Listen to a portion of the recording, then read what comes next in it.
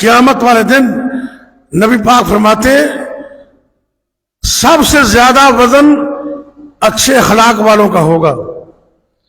جندہ اخلاق چنگا ہوئے گا ان دے عمل سب تو زیادہ وزنی ہوگا. کئی بندے نماز پڑھ کے روزہ رکھ کے تہجداں پڑھ کے اینے بد اخلاق ہوندے نے کہ عمل ہی ضائع ہو جاندے. اللہ اکبر. اپنے اندر اخلاق پیدا کرو. اخلاق پیدا کرو گے اللہ جنت عطا کر دے گا. جامع ترمذی کی حدیث ہے.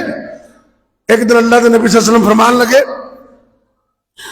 اے میری امت دے لوگوں ان فی الجنت غرفا، جنت دے اندر ایسے بالا خانے نے اللہ نے انہیں سونے بنائے نے. باہروں ویکھیے اندر دے منظر نظر آندے نے. اندر کھڑے ہو کے ویکھیے باہر دا منظر نظر آندا ہے.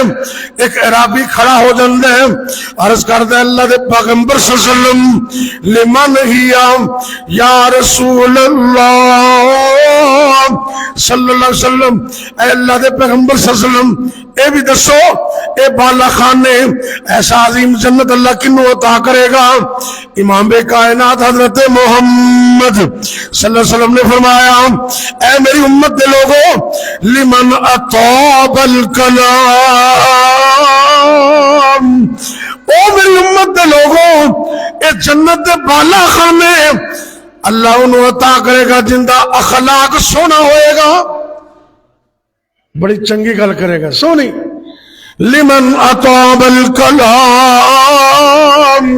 واطعم الطعام، لوگوں کو کھانا کھلان والا. وبات قائما والناس نیام، لوگ ستے نے تہجد پڑھ رہے ہیں.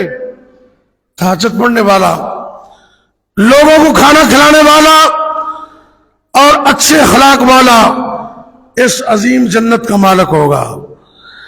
اپنے اخلاق درست کیجئے تو زندہ اخلاق ہی چنگا نہیں ان دے عمل کسے کم دے نہیں.